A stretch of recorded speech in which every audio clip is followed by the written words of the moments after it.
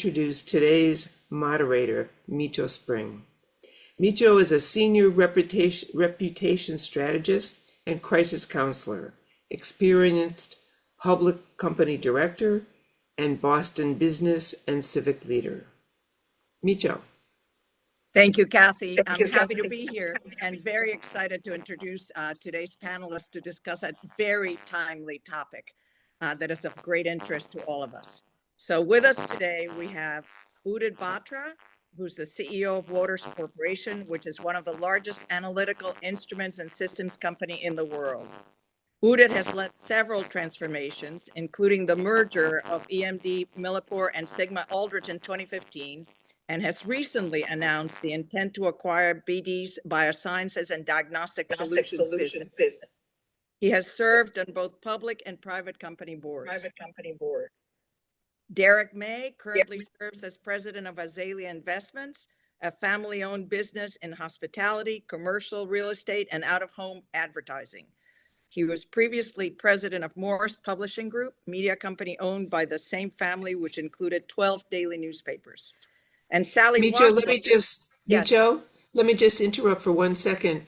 Yes. We're getting a lot of comments about an echo. Is there something we can do technologically to change that? Everybody who's not speaking, go on mute. Yeah.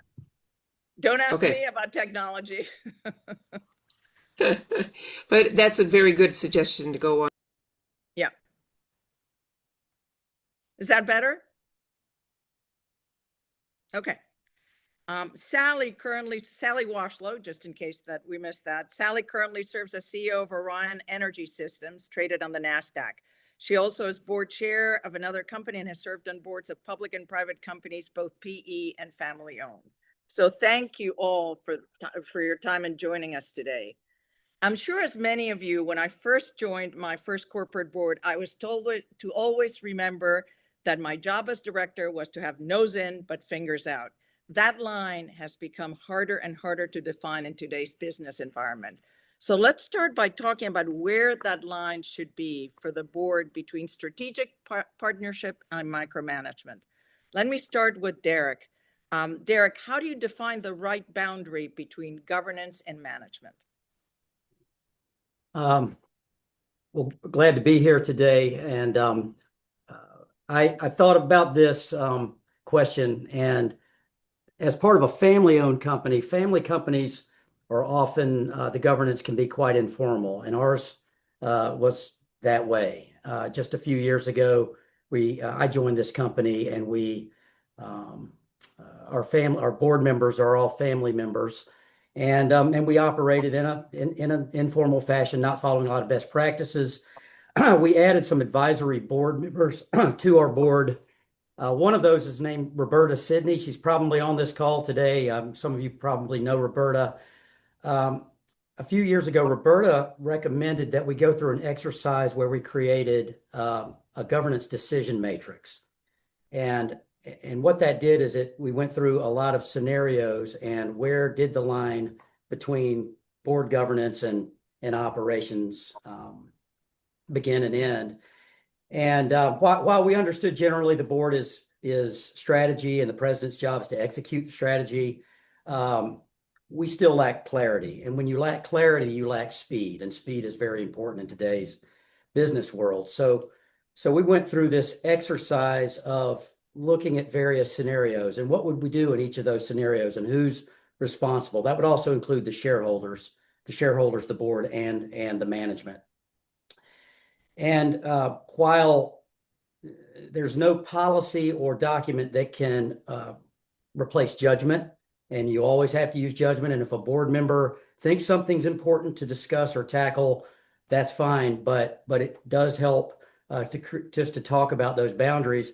And for example, with a family-owned business, we own properties that some of the shareholders may care about. So what if the board decides, for example, that they want to dispose of one of those properties? Do the shareholders get a say in that? And that's the type of, when you go through specific scenarios, it does surface things that you want to talk about. So I would say that for us, that exercise of creating a decision matrix where we identify the roles and responsibilities was very helpful.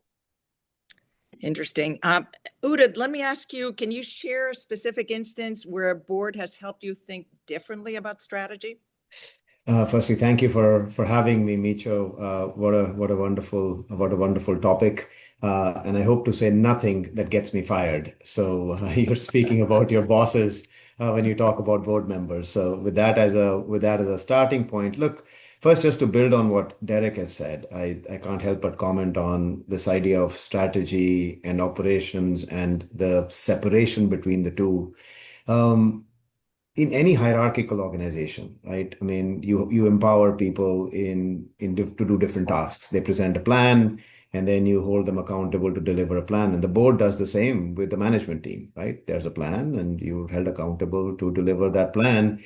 And when it goes sideways, you expect board members to ask questions, be it on the strategic side, be it on the implementation side, be it on the operational side, be it on policies, be it on people. No topic is off limits, provided it is adding value for the company and the shareholders over the long term. So, I mean, that's the sort of spirit at least we try to have in the board. And it's helped us a lot, right? It creates a ton of transparency, it creates trust, where no topic is off limits. But we know that if you interfere in operational topics that you have empowered somebody else to implement, they lose over time the ownership of those. And that's the same for a CEO with their direct reports and managers with their direct reports. It's no different for the board versus a CEO. So I think it's an important thing, and that's something that Derek's also mentioned. The collaboration is the most important thing, and mutual trust is the most important thing. Now, to your specific question on a strategic topic, I mean, I could go through a litany of topics where the board has pushed our thinking, pushed my thinking in particular. And I found it especially useful when board members are not from the same industry and they ask you what seems like a naive question, and you really have to think hard about it, right? So one of the questions that came up for Waters always was, why is your revenue profile and as a consequence your share price volatile during changing macroeconomic conditions? Right. So it was very dependent. Our growth is dependent on macroeconomic conditions. And people said, well, our capital equipment, which is 45% of our business, our capital equipment inherently not such an attractive part of the business. And it seemed like a sort of a very naive question. Should we reduce the amount of capital equipment in our business? Should we increase it? But the underlying sense of the question was, is it an attractive business or not? And there are certain capital equipment businesses that are very difficult to manage, and there are others that are not. Ours happens to be in the latter category. And we basically spent some time explaining not just to the board, but also clarifying the understanding for ourselves. So, for instance, Waters is in the quality assurance domain. And in that domain, over a certain period of time, you replace equipment. That equipment ages, and it is no longer you no longer find it useful to submit regulatory data through that system. So you have to replace it after a certain number of years. So what you just simply did with that sort of logic is you took something that would be considered a capital equipment and turned it into a recurring business, but just over a slightly longer period of time. Right. So instead of having to replace the instrument every year, which is a recurring revenue as it's classically defined, it's recurring over 7 to 8 years. And that one shift, that one question from a board member helped us shift our mindset, helped us shift the attractiveness and our posture towards capital businesses, and most importantly, helped us explain it to investors. So Waters is now considered a very stable business. We are considered one of the more predictable businesses. And a few years ago, people would say, well, it goes up and down when there's a macroeconomic change. But now the fact that we can tell you what it is dependent on and what the cycle of change is allows investors to invest much more assuredly in our business. So several areas I could have picked, but this is one where I thought, could illustrate a point where somebody coming from a completely different vantage point asks you a seemingly naive question. And that changes the way people perceive the business. And it's helped us a lot. That's really interesting. Let me ask you a follow-up question. So what is the best forum for that kind of naive question? Because is it the full board meeting? Do you call the CEO privately and say, I didn't quite follow and I come from a different perspective? Where's the best place to raise that? So to answer the question directly, this one occurred in a bilateral conversation. So the person called me afterwards and said, "Hey, our capital business is not that attractive. I mean, are you going to shift more to recurring revenues?" And we had a debate, and I said, "Let me think about this." I called the person after the weekend, and I said, "This is my thought. What do you think?" And that became a cascade of discussions, which we eventually brought to the whole board, right? But I don't, Micho, it's not one or the other. But I think I find the bilateral discussions allow you to have a much more free-flowing debate, and no one is sort of worried about it. But over time, I think as the board members get to know each other, as they get to know the management team, that one question was probably on other people's minds as well, and would have clarified the concept for many others. And so we brought it back to the full board because it was an important enough topic strategically. But I think it can be either. It's not one or the other. Well, on creating the forum where that is allowed or seems permissible is really important. Let me ask conversely, Sally, can you think of a time when board involvement crossed into operations? What did you learn from that? Yeah, certainly, and happy to be here today with everyone. So, before I answer this question, let me frame it a bit. It's not present on any of the companies that I serve on boards today. So, I'll say historical perspective. And it was involving a consumer product where everybody was an enthusiast using this product on the board. So the board became a bit over involved in product management. And I would frame it as everybody came to the board meeting wanting to be a product manager for a day and discuss the features and benefits that they would personally like in the product because they were enthusiasts and they used it. And it would often derail the strategy that we were developing on the product and became a point of almost micromanaging the product development process versus focusing on the North Star of what we were trying to accomplish in terms of technology leadership and expanding the product category. And it would get down to a level of features and benefits versus technology investments or partnerships or even capital that we would need to expend on the product to reach the strategic goals and continue category leadership on there. So it was a balance while we appreciated everybody's enthusiasm and use of the product. We had to bring it back to trust the process that we've hired product managers to do and vet technology because even some of them, it would get into patent debates as well. And it was like, whoa, this is way too much at a board meeting for this. So we had to really reframe the agenda around this to make sure that we didn't get into what I would call these rabbit holes of product development discussions.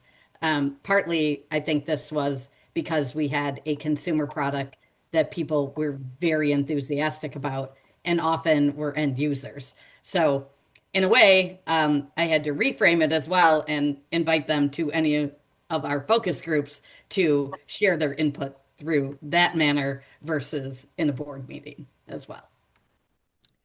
Well, let's that's very interesting. Let's talk a little bit about what degree of candor you value, right? I mean, so Derek, back to you. How do you distinguish between kind of healthy dissent and unproductive politics?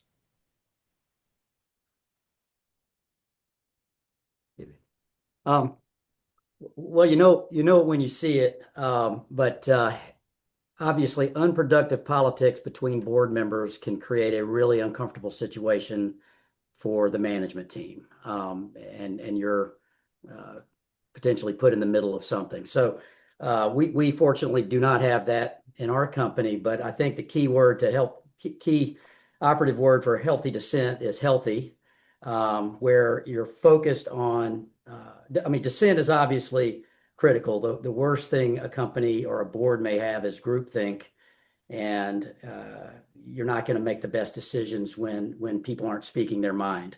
So healthy dissent is fact-based. It advances the company's goals, and it doesn't. It's constructive conversation, constructive language.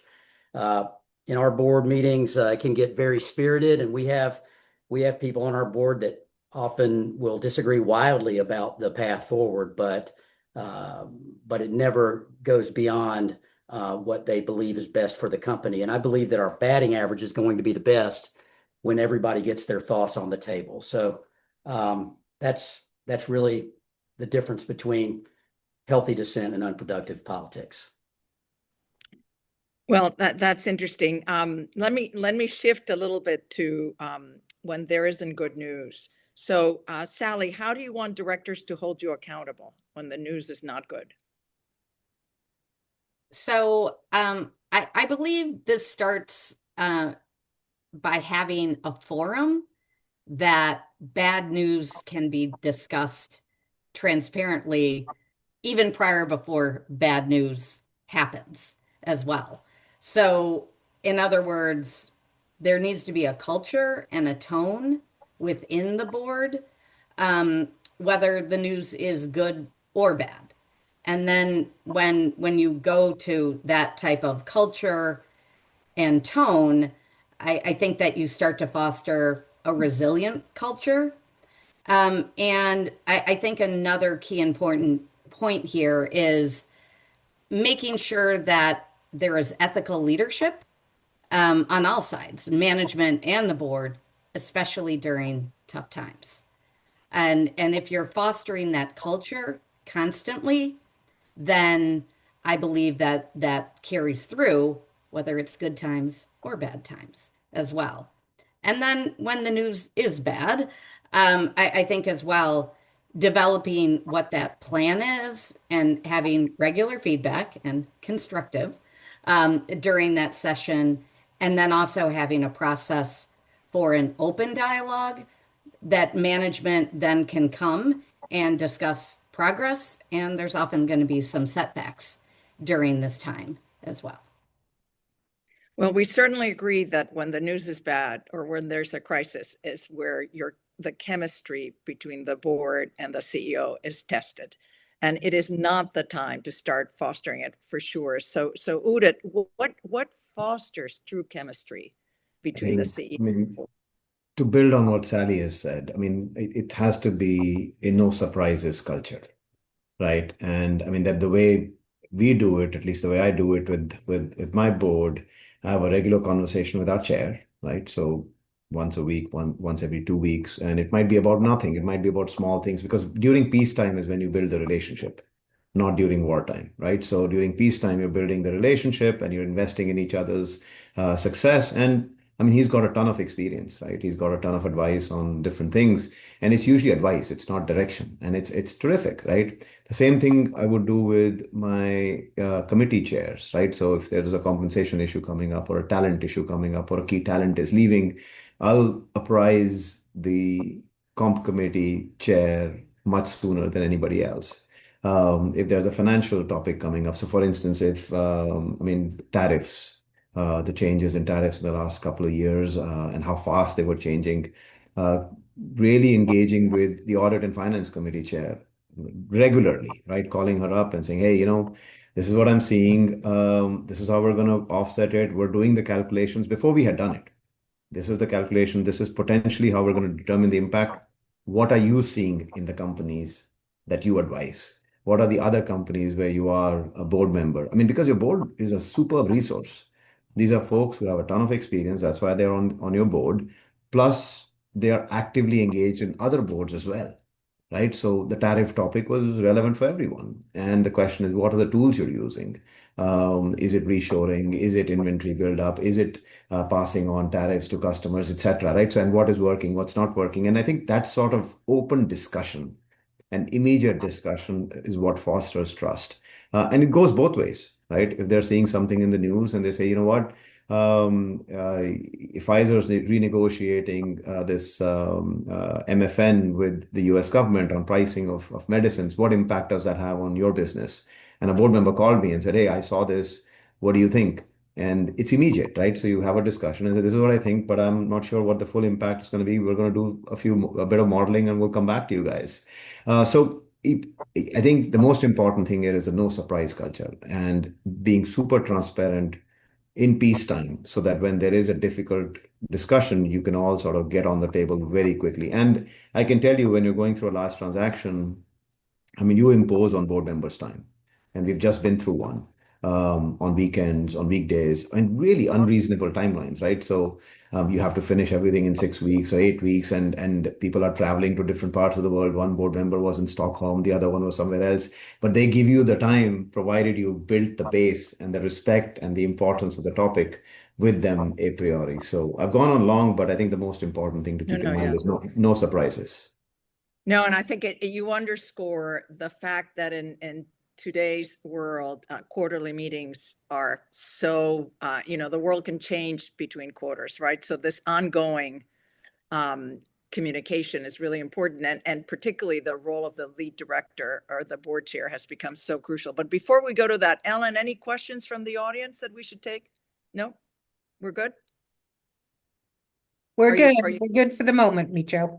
Okay, we'll keep going. So let's dig a little bit into the role of the board chair, the lead director, because it's become so critical as kind of this kind of trust line between the board.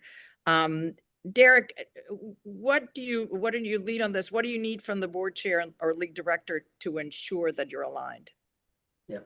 Well, since our board chair is on this in this meeting, I'm going to say some really kind things about the guy. What I need from the board chair is a sounding board for one thing. So I have regular conversations with him, and sometimes I just need someone to listen to my download and then provide a little bit of perspective. So that regular communication and making sure we're in alignment is critical for me to make sure that I'm doing what the board wants me to do. So this is my window into the board. And also prior to board meetings, to go through everything with the board chair and making sure that we are at least of like mind on the approach. Not necessarily we would agree with everything, but that we're in like mind about how to approach the decisions the board need to make is critical so that we have maximum productivity at our board meeting. So, but the relationship between my role and the board chair, having a strong relationship, is critical to the success of the board. And just to follow up on that, is it the board chairs or lead directors role then to communicate difficult feedback or performance pressure? Not that any of you have ever received difficult feedback, I'm sure, but if there were to be difficult feedback, what is the best channel?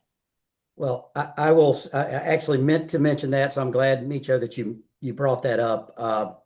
It's hard in a leadership role sometimes to get feedback within the organization, as much as you try to create a culture where people can give feedback. You have to seek it out, and it's so the board chair can provide candor in a one-on-one setting and really push the CEO to lift their game and in a comfortable environment. So candor and candid feedback is a really important thing that a chairman can provide to a CEO. So we talk about no surprises, but I can tell you just from one of the hats I wear in terms of crisis management, it's really hard to operationalize no surprises. So I'm curious, Sally, what does it look like in practice? Yeah, well, I wish I lived in a world where there actually were no surprises, but you certainly try to minimize them. And I think some of that looks like in your board updates or meetings, having a roadmap of these are the future things that we are going to face and we don't have all the answers for them now, but we want to make sure that there's line of sight to them so that the directors are aware that we expect to be talking about this in the future. And so, with that roadmap of what you think at the time the future might look like, making sure that you have it on the agenda and you're allowing sufficient time in those future meetings to discuss that. And then, even within that framework, is making sure that you're talking about what your intended outcomes are of these discussions and the process. So I'll go back to I always encourage whether I'm in the CEO seat or I happen to sit in a board chair seat as well, encouragement of raising potential problems early. They might not be, and hopefully they never become a problem, but raising them even before they materialize. And then having that structure so that it's solution oriented feedback other than blame. Let's get to the solution on this and come up with the best outcome as well for the company. Udit, I don't know if you want to add to that, and also how boards avoid mixed messages that erode trust. Yeah, yeah. And I think just to build on what Sally's just said, look, there are ways of avoiding miscommunication, right? I mean, there are standard approaches you can take. Of course, you meet the board once a quarter at least, and then there are committee meetings in the middle.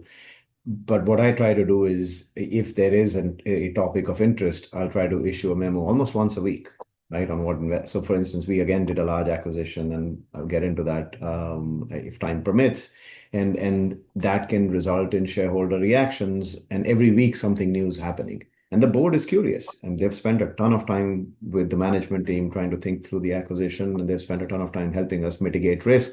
So they're interested in what's happening. And so you give them a view, hey, this is what we learned this week, and this is the impact on the perception, et cetera, of the deal. Second is event driven. Is there an event that precipitates a discussion? So you see something happening and you say, this has happened in the sector, this particular company did this, or this merger took place. What's your view? And you proactively communicate to them the event-based discussion, right? So there's a regular communication between board meetings. There is to build the trust. There is an event-based discussion to say, hey, this thing has just happened. Let me tell you what our view is or what my view is. And I try to do that very often, right? It's a short sort of a paragraph, right? And you submit it to the confidential portal. So these are just some tips. I mean, they seem to work. And then usually I'll get a call from one or the other board member to say, hey, I read this. What about this and what about that? And again, that builds trust and relationship. I would want the same for my direct reports. And if something's happened and I'm reading about it, there's a view on China import ban. And so the head of the division should take a few minutes, write down a short email to say, hey, you must have read this. This is my view on this particular topic. That really helps, right? That really helps mitigate any sort of confusion. Now, in terms of mixed messages, look, I think you have to assume positive intent. We're all human beings. It's a giver-receiver topic always, right? The giver is sending a message, the receiver is receiving based on their mindset and what's going on. So it depends, right? To avoid mixed messages, you have to always assume positive intent, and relationships help during that time, right? And you always assume, this person's coming from a place of doing the best thing for the company. They're coming from a place of doing the best thing for me as an individual, right? And you were talking about tough feedback, good feedback, bad feedback. I mean, as a matter of practice, our board chair, after every board meeting, when the closed session is up, he calls me and he says, hey, Udit, this is what we discussed. This is where you find board members aligned. And this is where you have to work a bit harder to get people aligned. If you want to get this done, super helpful. It's like gold, right? Because you're trying to get something done and you want to know what are the unarticulated apprehensions that people have. right? They will not tell you in sometimes in an open room when you're present and the management team is present, but they will discuss it with their peers, and it's super helpful, right? So I think those are just a few practices. I didn't want to stay only at the conceptual level, but just maybe offer a couple of tips, and happy to get tips from others, right? So what works for Yeah. you? But these are the things that at least have worked in our setting. Yeah. Derek or Sally, you want to add to that? Whoever takes the microphone off first. Sally. Oh, all right. I can add here.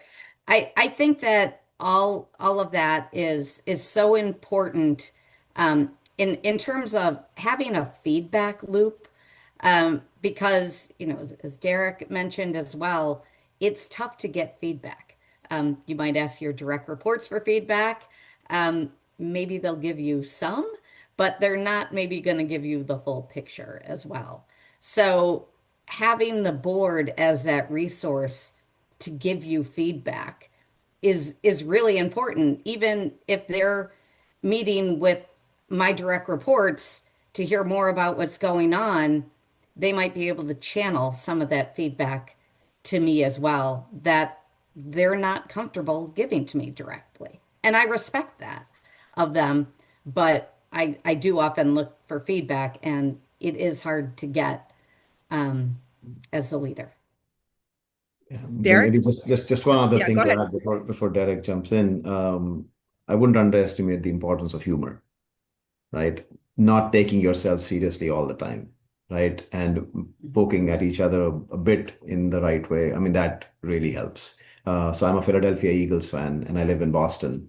One of my board members is an avid New England Patriots fan, and we often joke about the green that you're wearing, Micho, and the green from Philadelphia, right? So we don't miss an opportunity to talk to each other about that. And I can see I've touched a nerve in the audience as well. But go birds! Derek.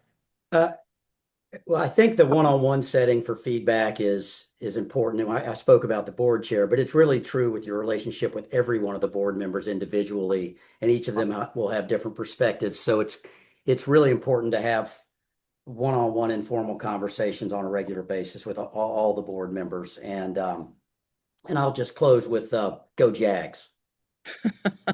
I knew this would happen. Ellen, do we have a question? We do, we do. So Sarah Woods came in with here's the following question.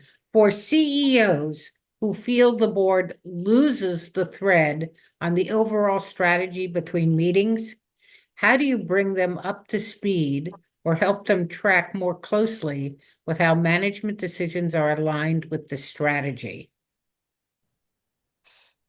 I can start if you want. Yeah, It's a go ahead. great question. Interesting question. It's a great question. I would not I would not classify it as losing the thread. Assume that people have other things to do as well, and they are not as close to the details as you are, right? And so it is a difference between conceptual strategy presentation and strategy implementation. So everyone agrees when you do a conceptual presentation and it's a PowerPoint document with financials and everything, everyone says, yep, yep, yep, yep, yep. And now when it comes time to decide based on that, that's when the rubber hits the road. And as a matter of practice, so I mean, M&A is a pretty important topic, right? Capital allocation.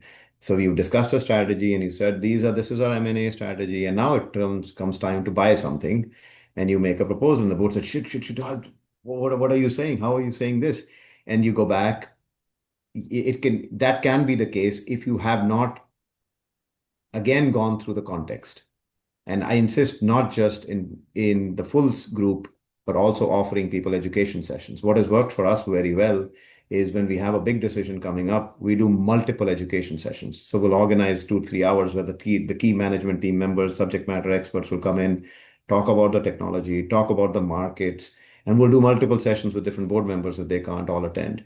And I insisted that we make everyone go through it before we got into the boardroom, so that everyone had a common understanding of the context, a common understanding of the strategy that we agreed upon. So when you get into the room, you're debating implications. And I think it's easy to easy to blame the board and say, well, they've lost the thread. No, actually, it's your obligation to make sure that they keep the thread. Put yourself in their situation. I mean, they're not living this business day in, day out. And it's your obligation to make sure everyone who wants to understand has understood what you want as clarification and context. Excellent. Derek or Sally, you want to add to that? My thoughts are very similar. I often reflect, what am I not communicating? And do I need to communicate updates more often as well? So I would take that reflection upon myself, because it's my role to communicate these issues to the board. And if there is a loss of sight between it, they're not living in the business day to day. So how do I communicate that better? Derek? Completely agree with that. It's my responsibility to connect the dots for the board so that when they receive their materials, they understand how this fits, how any actions we're taking fit into the overall strategy, and also what is it that I'm asking of the board when we meet. So that is, I believe that is on management to do that. Ellen, one more question before we go back to. Yeah. So here's an interesting one. What would you have wanted to know as a new CEO regarding interacting with your board? And then I think you could flip that from a board perspective if you want. Who wants to take that first?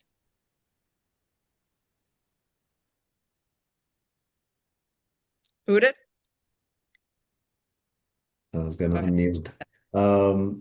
I think you would want to know that these are people who have a ton of experience in doing what you are about to start doing, and to understand that the board is a resource and not necessarily only a governance body, right? And I think that's something that it takes time to sort of get comfortable with it. If you're a new public company CEO or a private company CEO, I mean, you think of a board as a different body where they're there to sort of govern the organization and have fiduciary duties. What you are not told is, hey, these are people who have a ton of experience, and you get to know that over time. And it just is an important thing to take advantage of right from the beginning, right? So when you're starting, you say, hey, hey, what is your input on this, and this, and be able to go to these folks as a resource. And I found if somebody had told me that up front and said, hey, just go to these folks and ask them, what would you do if you were in my shoes? They're not always sitting there in judgment. And I think that for me it would be pretty helpful, right? To just hear that going in. Because I mean, the governance part you read about, and there are 50,000 advisors to tell you, hey, when you go into a board meeting, this is how you interact with the board. But what they don't tell you is this is a resource. These are people who have a ton of experience, who've done this job in many cases before. And what you are experiencing, 90% chance they've already experienced. Excellent. Derek? Well, it's hard for me to improve upon what Uda just said. It is important going in to get to know the board members. I would say the same thing. Get to know them, have conversations with them. And they are there for the purpose of setting the strategy and helping you solve problems with the company. They're not there to listen to a dog and pony show. They're there to help you. So use them. Yeah, and I can add here, I came from a bit of a different perspective when I had some of my first interactions with the board. And so maybe I would say I was fortunate that I thought of them as a resource to be based upon some of their individual skill sets. So there was a marketing issue. We had a gentleman that had fantastic experience within marketing. And I would say in the board meeting, can I call you after to run some things by you as well? So I took that perspective with them, but I did have the ability to work with them prior to being in that leadership role. That's very helpful. Udit, you have been a CEO during a range of setbacks and public challenges, from COVID to tariffs. You've seen it all, to obviously all sorts of issues in between. What board behaviors strengthen your confidence? You know, support during a crisis. I have a perfect example, right? So we've just orchestrated the largest deal in our company's history. And the board spent a ton of time with us, thinking through all the risks that could be in front of us. And I can tell you, we couldn't have done this without their help in thinking through, okay, this could go wrong and that could go wrong. And this is the perception that this particular piece of this business could create. Anything that we were experiencing in the public domain, and just to make it even more concrete, on the day of the announcement, our share price went down double digits, right? And Waters had been on a tear since then, and that's until that point, and we went down, and it was a new experience for all of us. We expected, so board members said, this is going to happen. It's going to happen to some extent, and it happened more. It dropped more than we had thought. But I can tell you, every single board member called me and was 100% supportive and said, hey, we anticipated this was going to happen. And it was because we had gone through this very rigorous process of looking at risks, looking at corners, saying, okay, what if there's a landfill? What if there's this? What if there's that? And, the confidence that I got as CEO, having every individual board member come and say, yeah, this is going to pass. We've done a good analysis. This is the right thing for the company. This is the right strategy. And we're at a very different place now, right? I mean, the share price has gone well above where it was when we announced the deal. But I don't think as a management team, you could ask for better support. Right. I mean, it was fantastic. And it goes on to this day, right? I mean, they're asking, okay, so how are different people in the team feeling? And then we knew we had tough discussions with different investors, and we were able to bring them around. But had it not been for that support, I think it would have been even more difficult. So I think just taking, and it goes back to what we started with, really engaging with the board in a collaborative way, bringing people, and I can tell you, our finance audit committee members, I mean, we looked at all sorts of scenarios with them. And all the questions they were asking were to protect the company. It was fantastic, right? Great preparation. And so when the crisis occurred, it was clear what we were going to do and how we were going to get out of it. It was fantastic. Awesome. Sally, how should directors engage when results fall short? Early or after management diagnoses the issue? So I think that first you have to start, it goes back to culture and tone of the board, and having a problem-solving mindset, and making sure you have the right KPIs and you're monitoring them. But then to answer the question directly, I do have a bias toward early engagement, because that allows management to come up with the solutions. It allows them to diagnose the root cause before taking action as well. So the board engagement then can vary depending upon the situation. It could be we have this issue, and it could be more passive engagement. Management is providing updates to the board, or depending on, what the situation is, it could be more of a formal partnership with management, that you need to formally approve the recommendations and oversight in implementation.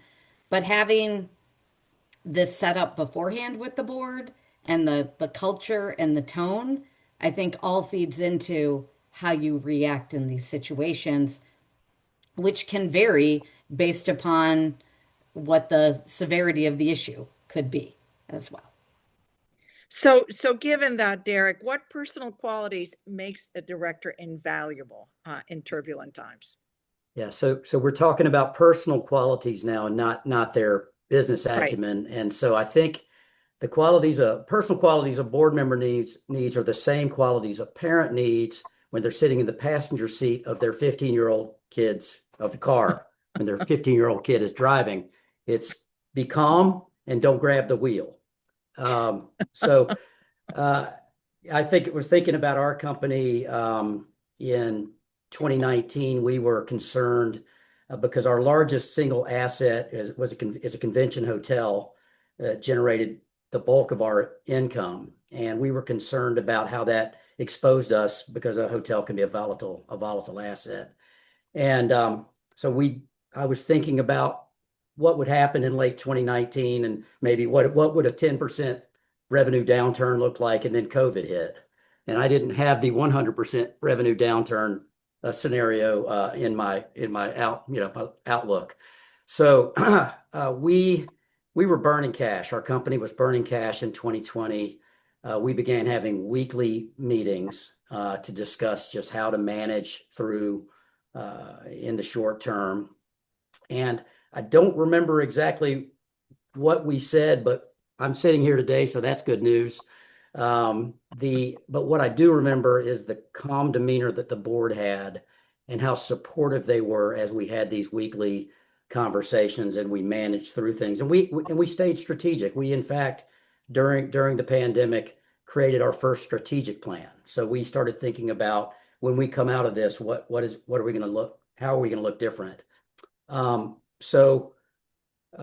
Just having that access to the board and the board remaining calm throughout that and giving me that confidence, it helped keep my demeanor positive, because as I was working with our team, my outlook was going to impact how everyone else performed. So I think that just a level of calm and focus and positivity is really important. Yeah, during a crisis. I'm going to quote that image you've just evoked of the "don't grab the wheel and stay calm."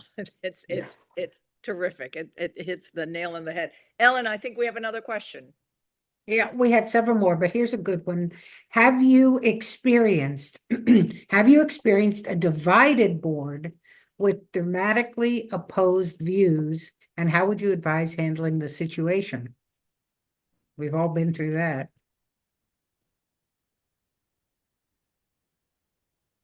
Maybe if you know of one, you don't have to necessarily have gone through one.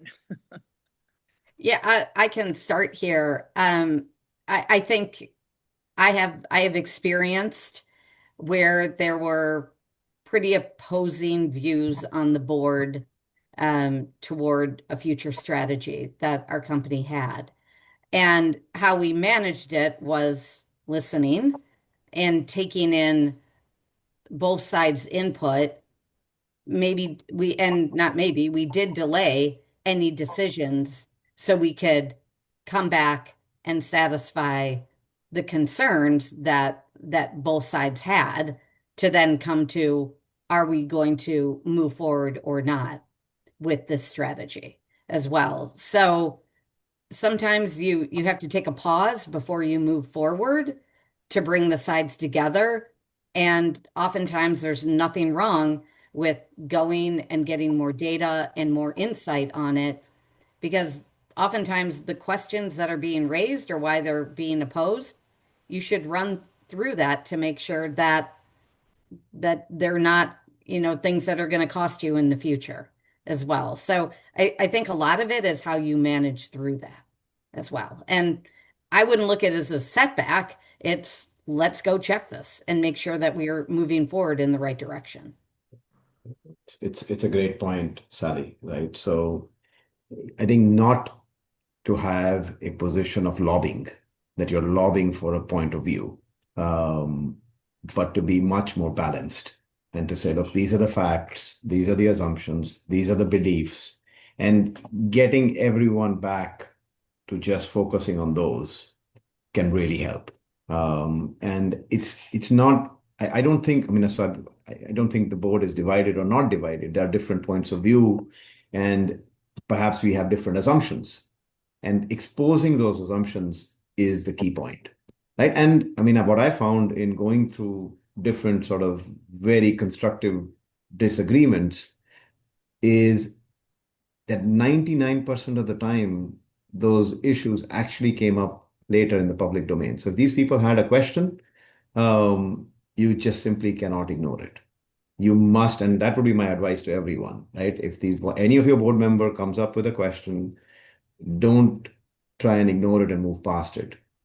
because it'll come up in some other forum. Somebody else will bring it up. And the fact that you addressed it now will prepare you so much better for when it comes up in a public forum unanticipated, right? And so I think these are experienced folks, and for the most part, everyone's coming from a place of good judgment and goodwill for the company. I mean, that's where effective boards are. That's how effective boards are built. And so if you assume that already, then you have to assume it's a legitimate question. And you have to assume that, hey, maybe I have to clarify an assumption or two. What I found useful is to just lay bare again the context and say, okay, so these are the facts.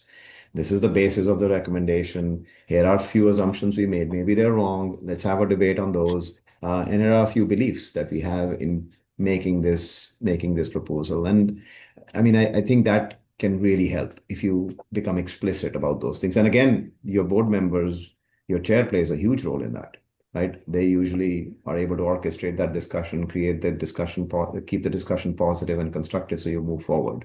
I mean, I've found that pretty useful. Derek, do you want to add to that before Ellen, we take one more question? Those were good answers. I mean, good responses there. I think we have to remember that there's rarely a exact right or wrong answer to most things. It's pros and cons to various decisions. And so as long as the board is functioning in a constructive way, they're going to get to some solution. And like Udit said, our job as management is to play a part in the conversation, but then to execute on the board's will. So we don't want to advocate necessarily for one decision or the other, even though we may have a position, but ultimately our job's to execute. Ellen, one more? Sure. Can you speak a little further about the degree or the amount of one-on-one contact board members have with the CEO offline? So it says an offline impacts that may have on the role of the board chair, and is there a potential to create confusion in direction? Good question. Uda, do you want to start? Yeah, as long as you're transparent, there's no problem. I think the rules of the game have to be transparent. You have to be very open with the chair, say, hey, I'm going to talk to this person and that person. Are you okay with that? And that generally is something that you do upfront. And they might say yes, and then you have to watch the body language and say, were they okay with that or not really okay with that? Did they just say yes? But I mean, in our case, it's been awesome. I mean, you make sure that the person you're communicating the most with is the board chair, and ensure that nothing comes to the board chair from the side, especially if it's a sticky issue, right? And you don't want to be seen again to be creating coalitions and lobbies and this and that, right? Again, if you have positive intent, and even if you make a mistake, you go back and say, geez, sorry, I should have thought of this before.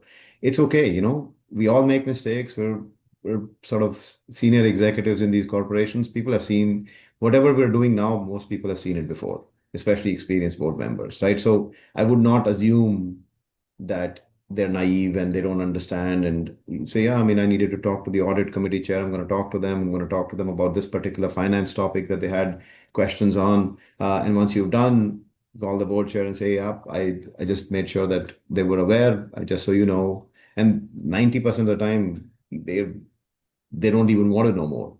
10% of the time, they're like, okay, what was the issue? Help me also come up to speed. So just be transparent. I think I wouldn't get too hung up about who you talk to first and who you talk to second, but just make sure the board chair is aware, because it is their job to keep the board together. And the board cohesion is a really, really important topic. Board camaraderie is a big topic. Having a board that gets along, likes each other, respects each other, trusts each other, I mean, is a massive asset. Massive. You can speed up your execution so much more. And so I think don't overdo it. So Derek, do you want to add to that, or we'll move on? Good. Okay. So actually, in this era of ubiquitous risk and AI, how do you expect your board to look around corners on emerging risks and technologies? Udit, why don't we start with you on that? I think again, they're experienced folks. I can give you an example. One of our board members serves as a chair of another large company, and they had And we were planning for sort of, and I think all of us are always planning for cyber attacks and cybersecurity and improving our cybersecurity. And we had a plan, and our CIO presented. This individual connected me to the CEO of the other company, and they had just been through a cyber attack, and a serious one, right? They connected me to the CEO of the other company and our CIO to the other CIO. And I can tell you, that was much better than going through all the theoretical papers, all the tabletop exercises, to actually hear from someone on what happens when there is a cyber attack and your SAP system in your largest manufacturing site goes down. What do you do? What does day zero look like, right? Suddenly, I mean, a good portion of your revenues are not bookable. What are you going to do? And you're a public company. You have to go. So there's a whole bunch of things that follow, right? Who do you inform? How do you inform them? What is the backup plan? And just going through that tangible experience helped me a lot, right? I mean, the risks are well known. I mean, there are cyber risks, there are geopolitical risks, etc. All of us have specific and general risks, but having folks who can give you concrete direction, can point you to people who can give you concrete experiences, I think is invaluable, right? So I found that to be much more useful than saying, hey, read this paper or talk to this expert. Just talking to somebody who'd gone through it. I mean, it's harrowing. That stuff, when it hits, oof, you better be prepared, right? You better sort of have done all the exercises and then some, and then have your board be aware that it's not a question of if, it's a question of when, and how fast are you going to contain any such crisis. And I think that's an important topic. So, I mean, I just wanted to share a concrete example rather than stay in theory, Micho.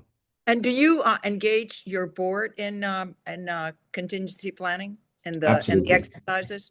Absolutely, right? I mean, they don't fully go through the operational exercise, but you show them the protocol. And again, several of them have been public company CFOs or CEOs, and they've gone through some of these things in their own company. So when you show them the protocol, they're able to say, hey, this and this you might want to embellish. And so we take them through the protocol theoretically, but not as we would practically do it with a management team, right? So we shut the lights off and say, okay, now there's an attack. What are you going to do? So that we run through with the management team, but not necessarily with the board. With the board, it's a theoretical discussion, but all the major risks are discussed. Yep. And then equally, we have someone go and interview individual board members and say, hey, is there a risk that comes to your mind that we haven't anticipated? Right? So we do it top down and bottom up, and then walk them through the major risks on what the contingency plans are. Sally, did you want to add to that? Yeah, I also wanted to share that somebody that's had the experience, that's gone through it, is invaluable. I was on a board that there was a cyber attack, and the CEO didn't know that another board member of ours had recently gone through that previously. So we immediately connected the two of them, and not only did he share live in real time how he managed it, but then I thought, let's bring this back to the full board as well, so they can understand what he had just gone through and what this company was about to go through as well. So, having the exercises before is important, but bringing a leader in that has real time been through it was invaluable in terms of time and how we were able to react and quite frankly, get some consultants in to help us through it. Derek, anything to add on that? Well, I do think, as I think about looking around corners, and cyber is obviously the threat of a cyber attack is on everybody's mind right now. But just to have your board members that are out there experiencing things, and we're thinking about things that haven't yet happened, and there's an infinite number of things that haven't yet happened. So just for board members to voice their concerns, I like Udit's idea about interviewing board members individually about threats that may be out there that we haven't addressed yet. So we're going to implement that. So let's shift for a second to human capital. What board questions about succession and culture are the most helpful to you? Sally, why don't you start on that? Sure. I think it's very helpful to have this dialogue with the board so they understand the competencies and the skills that you need on your management team to execute the strategy, knowing is it something that we have internally? Can we develop our leaders internally um, for the challenges of the future?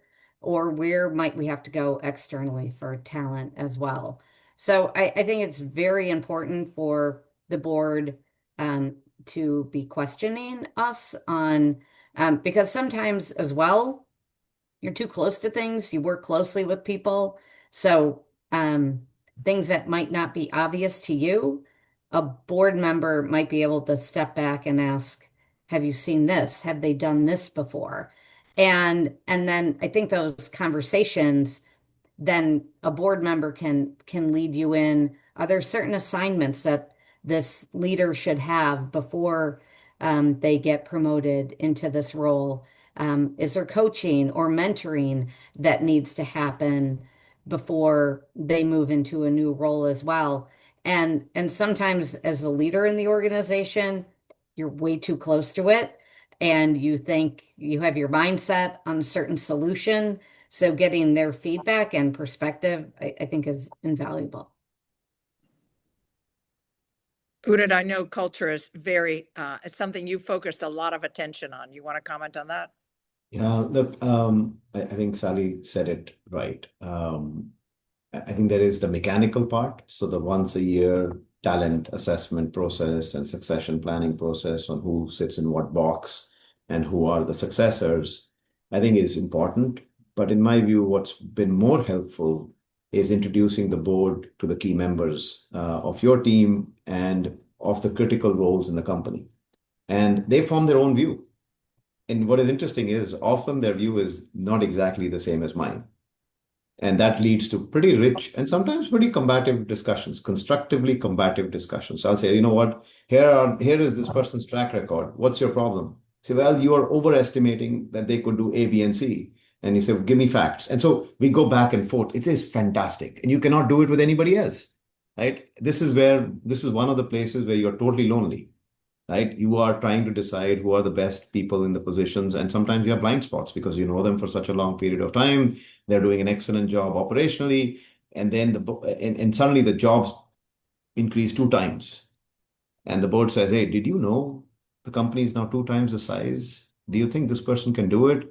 And you better pay attention when they're asking you this question, right? And you better sort of engage in that discussion. And often they have insights. It's not to reject somebody, it's mostly to sort of help someone grow.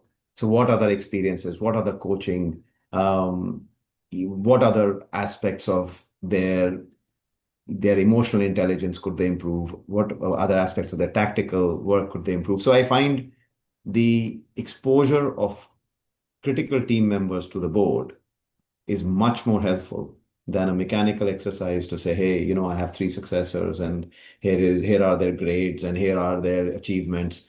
That has some impact, but the bigger impact is actually getting another leader to examine and actually pressure test what your instincts and your views are. And I've become much more comfortable with that over time, right? I mean, initially when you are there, everything is like a report card. You're like, your results are a report card. Your quarterly results should be like this. Your talent that you picked should be exceptional and they should be this and that. But over time, you sort of say, you know what, it's okay.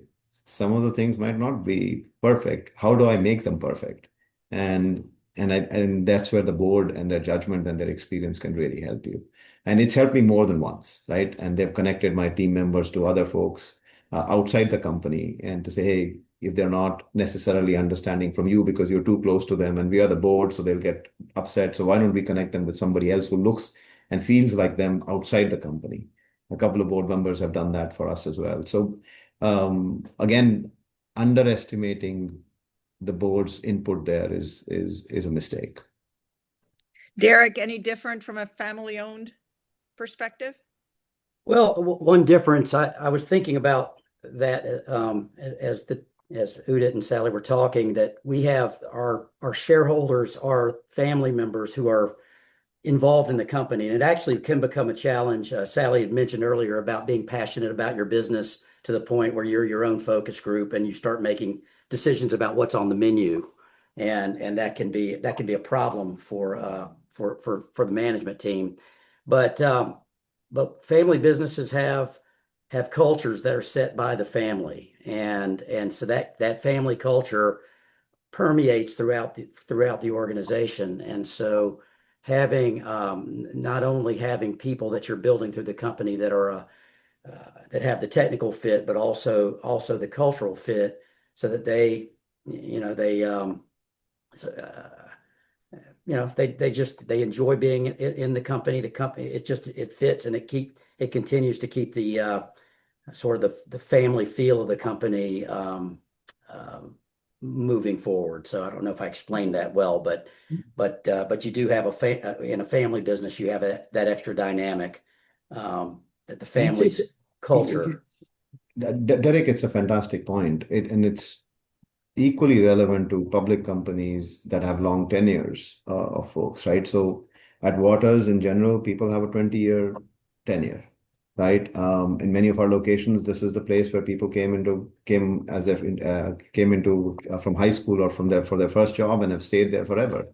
I think on the culture topic, trying to change the culture, in my view, is overrated.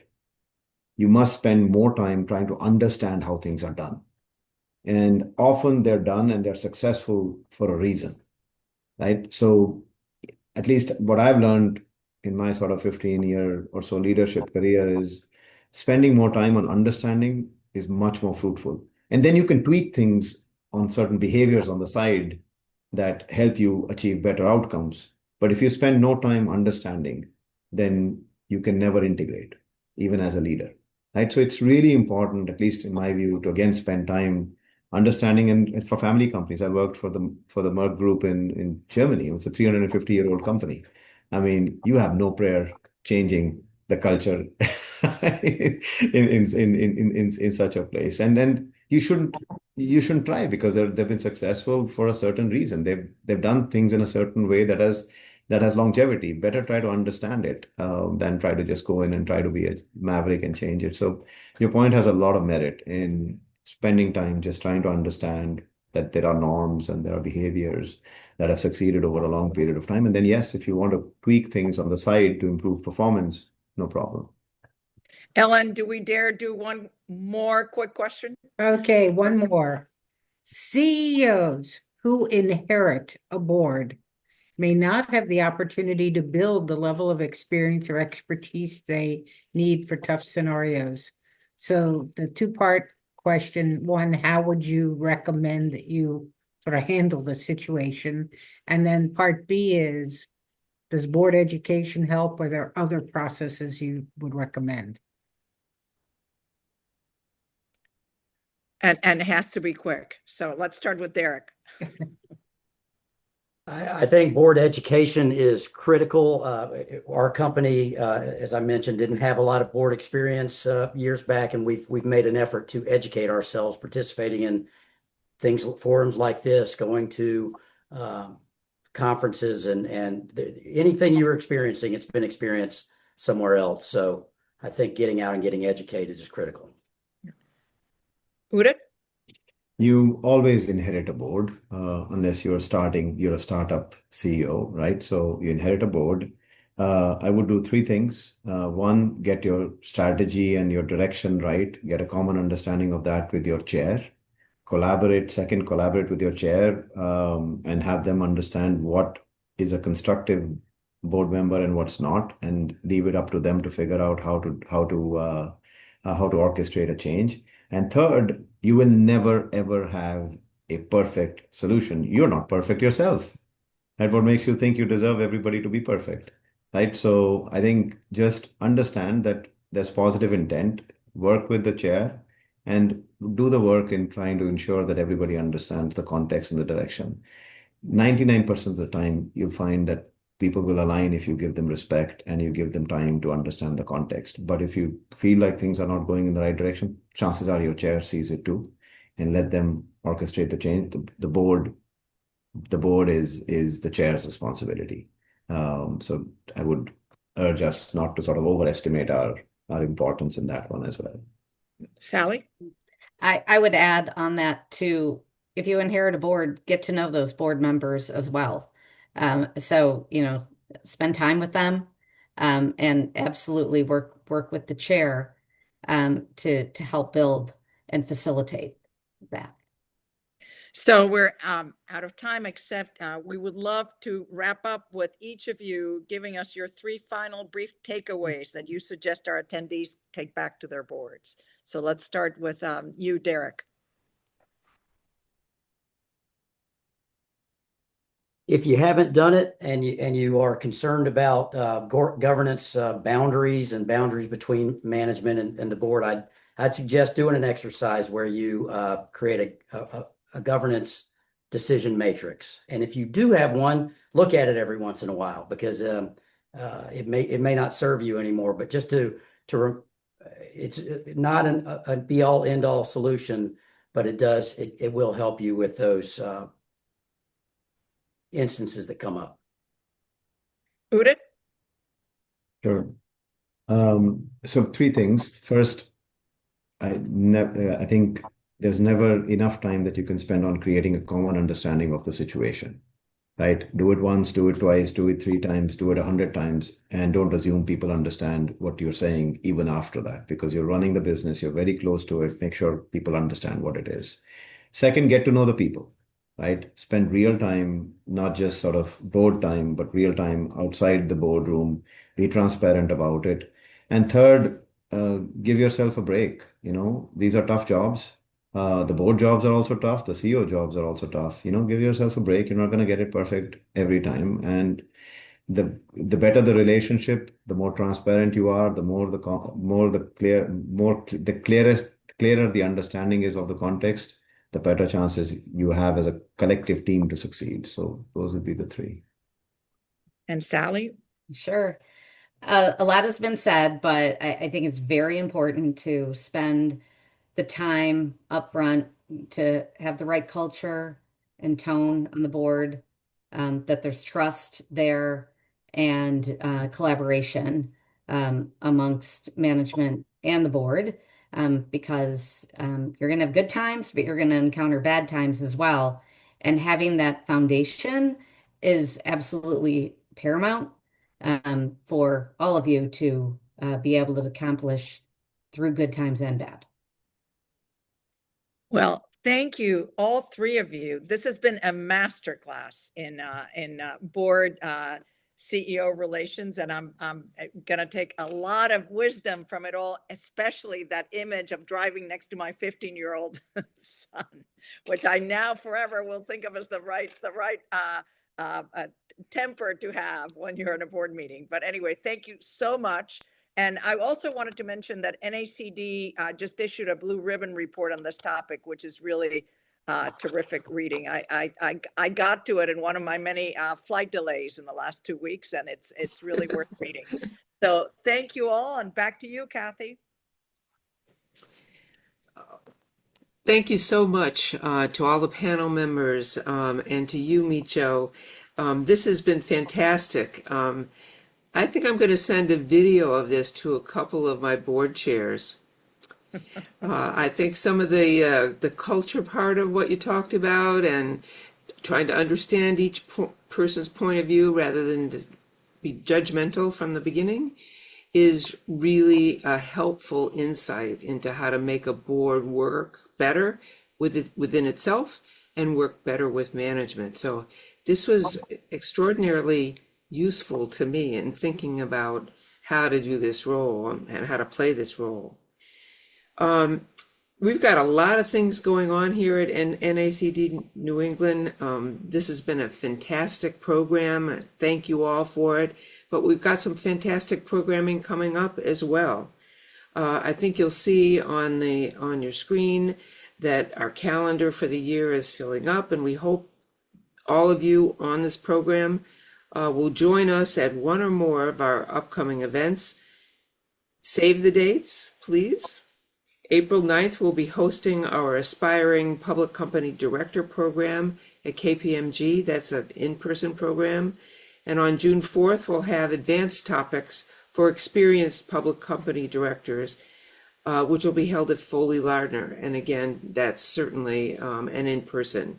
And a lot of programs that are Zoom favorites as well. So take a look. We've a couple special initiatives we'd like to highlight. The first of which is a Program Insights Director Survey. This anonymous survey seeks your insights into how boards may need to evolve to effectively govern in an increasingly dynamic and complex business environment. I don't know about all of you, but AI seems to occupy 90% of board discussions these days, and that's complex, and it's really good for everybody to upgrade their understanding of how this affects things. Your responses will aid in the planning of future chapter programming. So as you think about it and you fill out the survey and you think about the issues that you've been engaged with in your board discussions, we're all going to benefit from that as we include those issues into our programming going forward. We're also proud to announce a partnership with the Fletcher School at Tufts University. We're bringing you an exclusive global strategy retreat, embracing global uncertainty in the 21st century, transforming risk into a competitive advantage. It's kind of an extension of the discussion we've had today, I think. This program will take place on March 31st and is designed for directors of both public and private companies whose businesses are impacted by the rapid shifts in geopolitics, geoeconomics, and geotechnology. I think that probably means all of us are the focus of this program. And finally, we're going to be sending you a survey. The link is in the chat. There's a QR code on your screen, and it will be in our follow-up email, which you'll all receive later today. Please take a moment to fill it out. We really do value your input, and we use your comments to shape our programs going forward. I know it's a pain in the neck, but just do it and get it out of the way, and you won't hear from us again. No, I'm just kidding. Please fill it out and give us the value of your insights. Thanks everybody for attending, all of our program participants, our speakers, and everybody who's been on the program today, watching and listening. We look forward to seeing you at our next event. And have a great day.